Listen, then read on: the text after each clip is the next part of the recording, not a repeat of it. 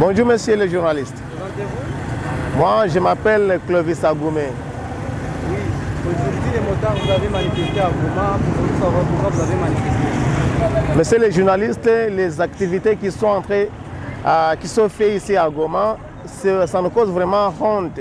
La police qui est censée protéger la population, c'est elle qui vole, c'est elle qui menace, c'est elle qui tracasse. Hier, nous avons manifesté hier et aujourd'hui parce que la police a tué un chauffeur.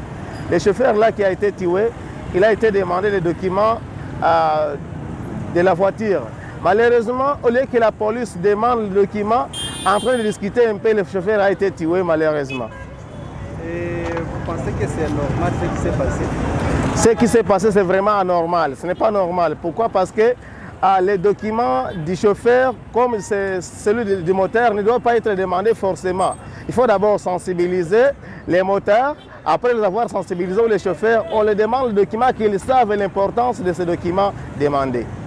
Et qu'est-ce que vous suggérez aux autorités de Kinshasa par rapport à la situation qui s'est passée? Les autorités de Kinshasa doivent vraiment comprendre la population congolaise en général, en particulier la population de Goma, qu'elle est souffrante. Elle est souffrante pourquoi? Parce que les policiers qui sont ici, qui habitent ici depuis des années et des années, ils sont inchangeables. On ne les permet pas. Nous voudrions que la population, nous voudrions que le gouvernement congolais puisse faire la permutation des policiers parce qu'ils sont ici comme s'ils étaient de leur maison propre. Ils sont en train de tracasser la population, tuer la population comme ils veulent parce qu'ils savent qu'ils sont dans leur maison propre. Ils ne doivent pas quitter la province de Goma, la province de Nord Kivu. Nous demandons que la population, nous demandons que le gouvernement puisse changer tous les militaires qui sont ici dans les provinces de Nord Kivu et nous amener les autres peut-être qui ne savent pas se milier. Mais nous sommes dans l'état de siège. L'état de siège, c'est l'état des pièges, l'état des vols, l'état d'échec. C'est ce que nous devons dire, nous les chauffeurs, nous les motards d'ici à Goma, parce qu'au lieu de siéger sur la paix en RDC ou bien sur la paix au Nord Kivu, ils sont en train de sécuriser la population totale, y compris les motards. Quand vous dites qu'au lieu qu'on puisse organiser des boutiques à Goma, qu'on puisse aller à Bunagana, nous disons que les gens doivent aller à Bunagana, que les militaires doivent aller à Bunagana ou bien faire des bouclages à Bunagana.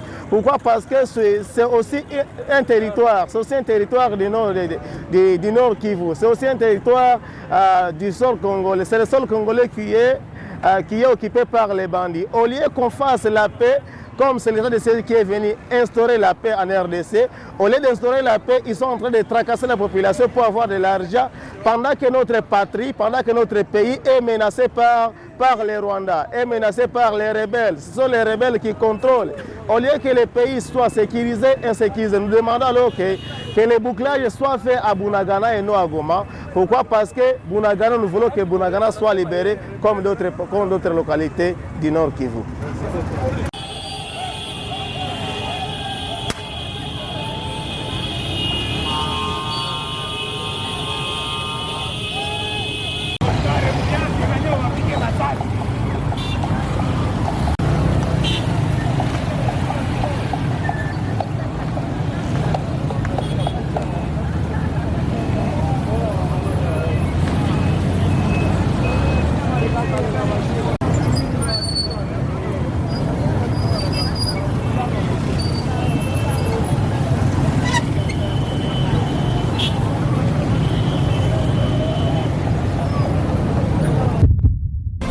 Eshima, votre magazine qui bat au rythme de l'actualité.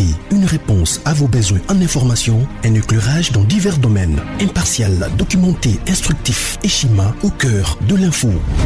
Dans son édition spéciale, IGF Eshima Magazine évoque les 35 ans d'existence de l'Inspection Générale des Finances, IGF en sigle. Dans ses colonnes, le magazine revient sur le travail abattu par ce service d'audit supérieur ainsi que les innovations apportées, des performances reconnues au niveau international. À la une, l'interview exclusive de Jules Alinguetti. Face aux prouesses réalisées par son service, l'inspecteur général chef de service martèle sur la volonté politique du président de la République, Félix-Antoine Tshisekedi, pour redynamiser l'IGF afin d'assainir les finances publiques. Le doublement des structures opérationnelles, le recrutement de nouveaux inspecteurs, l'amélioration des conditions de travail du personnel, plusieurs innovations qui rendent à ce jour l'IGF plus performante. Le travail de l'IGF salué à l'international. Après un travail apprécié au niveau local, la lutte que mène le président de la République à travers l'Inspection Générale des Finances IGF est aussi saluée par des partenaires internationaux. Au FMI, à la Banque mondiale, aux États-Unis et au Parlement européen, l'IGF vend positivement les résultats de la lutte contre la prédation des finances publiques. Le chef de service de l'IGF a été primé par Forbes Africa pour sa lutte contre le détournement des deniers publics. Autre titre à découvrir, la DGI rappelle l'échéance du 30 septembre 2022 concernant l'IBP, exercice fiscal 2023, revenu 2022. SONAS, Lucien Boniemé Ecofo fait bénéficier à ses cadres et agents une formation sur la passation des marchés publics. Tissia Mukuna, DG de la société La Quinoise, lance son usine de café 100% congolais à Kinshasa. Découvrez également des entretiens exclusifs des acteurs de la société civile sur la lutte contre la corruption, le professeur Florimond Mouteba de l'ODEP, Al-Kitenge, analyste économique, ainsi que maître Georges Kapiamba de la Cage. Eshima Magazine, un nouveau standard d'information.